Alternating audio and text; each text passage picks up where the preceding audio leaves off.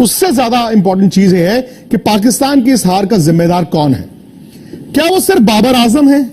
क्या उन्हीं पर आप उन्हीं के सर पर हार का ये ठीकरा फोड़ देंगे? शायद हम लोगों को भी लगता था, दुनिया को भी लगता था कि पाकिस्तान जो है इस वर्ल्ड कप को जीत सकता है, लेकिन नहीं।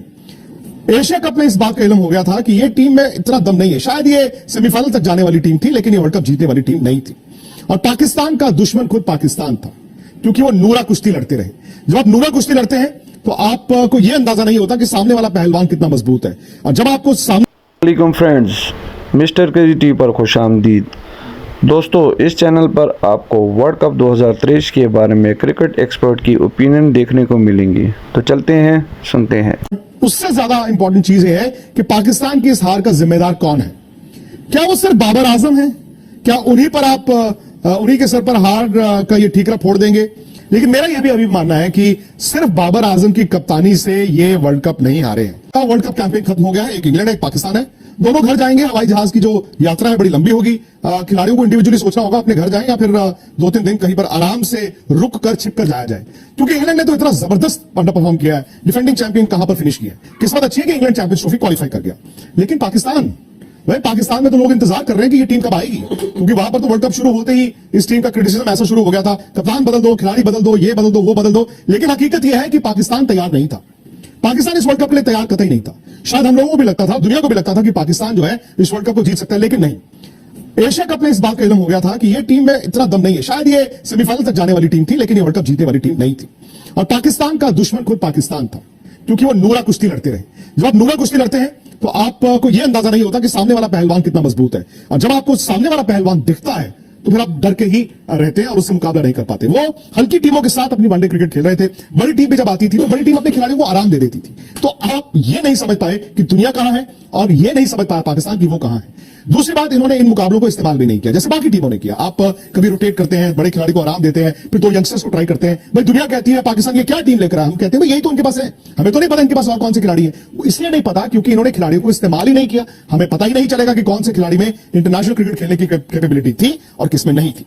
बट उससे ज्यादा इंपॉर्टेंट चीज यह है कि पाकिस्तान की इस हार का जिम्मेदार कौन है। क्या वो सिर्फ बाबर आजम है? क्या उन्हीं पर आप उन्हीं के सर पर हार का ये ठीकरा फोड़ देंगे, या फिर उनके बाकी स्टार प्लेयर्स हैं जो बड़ी बड़ी बातें करके बड़े बड़े नाम लेकर आए पर इस वर्ल्ड कप में काम ऐसा नहीं किया जहां पर वो अपनी टीम को वर्ल्ड कप छोड़िए मैच भी नहीं जिता पाए। पाकिस्तान कुल मिलाकर 4 मैच जीता है। एक मैच उन्होंने श्रीलंका को हराया जहां पर उन्होंने 350 चेस किए। श्रीलंका कमजोर था पर फिर भी आपने 350 चेस किए। फिर उन्होंने नेदरलैंड्स को हराया, ठीक है हल्की टीम थी, बड़ी टीमों से वो हारते रहे। फिर उनके हाथ बांग्लादेश लगा। बांग्लादेश और इस मुकाबले में यह था कि ज्यादा खराब जो खेलेगा वो हार जाएगा, वो बांग्लादेश हार गया। फिर वो न्यूजीलैंड का एक मैच अच्छा जीते जहां पर वो 400 खाने के बाद उन्होंने छोटे मैच में डकवर्थ लुइस में जाके वो मैच जीत लिया। कोई फखर जमान, इवन बाबर आजम।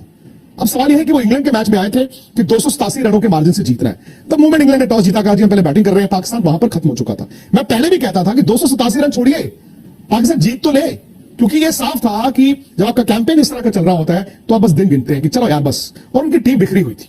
यह मैदान में भी दिख रहा था कि बाबर शायद उस दबाव को हैंडल नहीं कर पाए। एक तो हार का दबाव और दूसरा शायद जो वर्ल्ड कप शुरू होते ही पाकिस्तान में जो कोरस शुरू हो गया पुराने खिलाड़ियों का, वो खिलाड़ी जो उनके साथ भी खेले थे, या मीडिया का हटा दो हटा दो हटा दो हटा दो, आसान नहीं होता।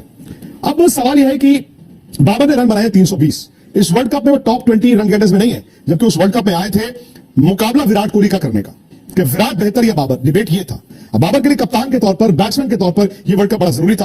लेकिन कभी कभी क्या होता है कि आपकी एक जब आपका फील्ड खराब चले, यानी कि फर्ज कीजिए बैटिंग खराब चले, उसकी रिफ्लेक्शन आपकी कप्तानी में दिखती है, या आपकी कप्तानी खराब चले, आपकी टीम अच्छा नहीं कर रही, उसकी रिफ्लेक्शन आपकी बैटिंग में दिखती है। रिजवान ने भी कुछ नहीं किया। रिजवान ने पहले मैच में, श्रीलंका वाले मैच में जो ऐसा जबरदस्त 100 बनाया, उसके बाद उन्होंने कुछ नहीं किया। ये तो फखर जमान ने वो जो 2 पारी खेल दी, उनकी टीम यहां तक आ गई, नहीं तो ये भी दिक्कत थी। अब फिर उन्होंने शफलिंग बहुत की। इनके पास स्पिनर्स नहीं थे। 2020 में तो चल जाता है, आपके पास अच्छे फास्ट बॉलर हैं, स्पिनर बीच में आके 8 ओवर डाल देते हैं। और ये चूंकि ज्यादातर खिलाड़ी दुनिया भर की लीग्स 2020 की खेलते हैं, ये 50 ओवर के लिए तैयार नहीं थे। अब सवाल है शाहीन अफरीदी और हारिस रऊफ का।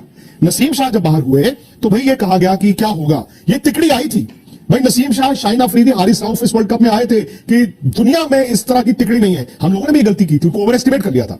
अब देखिए ना, बुमराह, सिराज और शमी जिस तरह से गेंद डाल रहे हैं, क्या मुकाबला भी है। शाहीन अफरीदी की 18 विकेटें इस वर्ल्ड कप में, 18 विकेटें एक वर्ल्ड कप में, यानी कि अभी भी वो टॉप विकेट टेकिंग लिस्ट में है। लेकिन 3 विकेटें हैं अफरीदी की, सिर्फ 3 विकेटें नई बॉल के साथ। अरे तेज गेंदबाज अगर नई गेंद के साथ विकेटें नहीं लेगा तो उनकी टीम कैसे जीतेगी। अगर आपकी सिर्फ 3 विकेटें हैं नई गेंद के साथ, बाकी 15 तो आपने नीचे जाके दी हैं। और नीचे जाके विकेटों में आप क्या करते हैं भाई, आप 400 के बजाय आप 450 पे रोक लेते हैं, जिसने 450 बनाने थे उसको आप 360 पे रोक लेते हैं, लेकिन आप 260 पे तो टीम को आउट नहीं कर पा रहे। हारिस राउफ की पेस की बात होती थी, तो जितना तेज वो डालते थे उतना तेज उनकी पिटाई होती थी। कभी 26 रन पहले ओवर में खा रहे हैं, कभी 15 रन पहले ओवर में खा रहे हैं, कभी पहले ओवर में आपको 2 छक्के पड़ रहे हैं, कभी 4 चौके पड़ रहे हैं, कभी आप वाइडे कर रहे हैं। यार ये फास्ट बॉलर का काम नहीं होता। यहां पे इंडिया से कंपेयर करें, बुमराह और सिराज नया बॉल डालते हैं, मोहम्मद शमी जब वन चेंज आते हैं पहले ओवर में आउट कर देते हैं। हारिस राउफ खोल देते थे, जो ऑलरेडी खुला होता था हारिस राउफ उसको भी खोल देते थे। अब उसमें भी क्या कप्तान की जिम्मेदारी है? क्या शाहिद अफरीदी और हारिस राउफ अगर नई गेंद पर विकेट नहीं ले रहे, वो भी कप्तान की जिम्मेदारी है? Mohammed Wasim junior by default उनको खेलने को मिला, क्योंकि हसन अली को कभी खिलाते थे कि मोहम्मद वसीम जूनियर ने आगे एक इंपैक्ट बनाया। इसका मतलब है पाकिस्तान के पास नीचे अच्छे फास्ट बॉलर्स होंगे, लेकिन क्या उनको तैयार किया जा रहा है? जो फैक्ट्री इनकी हुआ करती थी तेज गेंदबाजों की, क्या अभी भी वो फैक्ट्री चल रही है या फिर उस फैक्ट्री पर ताला लग गया? स्पिनर्स तो बड़ी हैरानी की बात है, पाकिस्तान के पास है ही नहीं। पाकिस्तान अच्छे लेग स्पिनर्स भी निकालता था, पाकिस्तान के पास ऑफ स्पिनर्स होते थे। अब आप देख लीजिए जो स्पिनर्स ने इस वर्ल्ड कप में गेम डाला है पाकिस्तान की तरफ से, अगर आप 10 टीमें देखें, आई थिंक सबसे हल्के जो स्पिनर्स थे वो पाकिस्तान के पास थे। इनफैक्ट नीदरलैंड्स के आर्यन दत्त वो ज्यादा पेनिट्रेटिव थे, वो ज्यादा बेहतर स्पिनर थे। तो जब आपके पास सब कॉन्टिनेंट टीम होने के बावजूद इंडिया में आप आते हैं, फास्ट बॉलर आपके चल नहीं रहे, स्पिनर आपके पास है नहीं, आप वर्ल्ड कप कहां से जीतोगे? हाँ, ये जरूर है कि बाबर आजम की कप्तानी भी बहुत डिफेंसिव थी। मतलब बाबर ने ना वो अनइमेजिनेटिव कप्तानी की है कि कभी कभी कप्तान को ना मौके बनाने पड़ते हैं, बनते हैं, फिर आप उसको बुलाते हैं और फिर आप खोलते हैं वो छोटी सी खिड़की और फिर अंदर घुसने की कोशिश करते हैं। बाबर तो जब भी 15 मिनट उनकी जरूरत थी कप्तानी की, वो नहीं कर पाए। शायद बल्ले से उनके जो एशिया कप में रन ड्राई हुए नेपाल के 150 के बाद, वो एक रीजन हो सकता है। लेकिन मेरा यह भी अभी मानना है कि सिर्फ बाबर आजम की कप्तानी से ये वर्ल्ड कप नहीं आ रहे हैं। हाँ, बाबर आजम के रन ना बनना वो एक वजह है।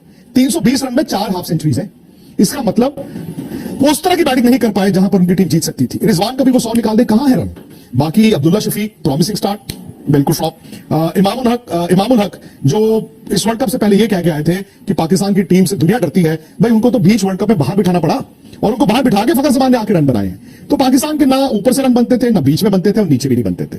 गेंदबाजी अगर इस साल की है तो मैं कहता हूं पाकिस्तान खुशकिस्मत है कि वो 5वें नंबर पर फिनिश किया है। वो इसलिए खुशकिस्मत है कि 5वें नंबर पर फिनिश किया है क्योंकि इंग्लैंड ने और भी टोला क्रिकेट खेली है। भाई इंग्लैंड अगर थोड़ा सा भी 2 मैच और जीता तो सेमीफाइनल खेल रहा होता। सो ये खुशकिस्मती है पाकिस्तान की। वो ये कहेंगे अपने फैंस को कि देखिए हम 5 नंबर पर फिनिश किए हैं, बस इतनी सी एक और जीत हो जाती तो हम सेमीफाइनल में होते। नहीं, वो गलत है, वो झूठ है।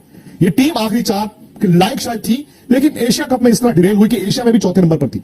सो इस टीम से एक्सपेक्टेशंस थी, हालांकि इस टीम ने कभी कुछ नहीं कहा। मेरा यह भी मानना है कि जो बहानेबाजी की बात होती थी कि जी गेंद बदल दी, पिच बदल दी, ये नहीं हुआ, वो भी जिम्मेदार है। बिकॉज जब आप इस तरह से करते हैं ना, रोना शुरू करते हैं, तो उससे फायदा नहीं होता, उससे नुकसान होता है, उससे आप दुश्मन ही बनाते हैं। और शायद पाकिस्तान की टीम थोड़ा बेहतर खेलती, 2 मैच और जीतती, सेमीफाइनल खेल रही होती, लेकिन ये टीम मैंने बार बार जैसे कहा वर्ल्ड कप नहीं जीत सकती थी। अब सवाल यह है कि पाकिस्तान अपनी टीम के साथ क्या करेगा? क्या पाकिस्तान बाबर आजम को बदलेगा? मुझे लगता है उनको बदलेंगे। क्यों? क्योंकि एशिया में ये हमने देखा है, वर्ल्ड कप जब टीम हार जाती है ना, तो हर कोई अपने अपनी जिम्मेदारी से भागता है।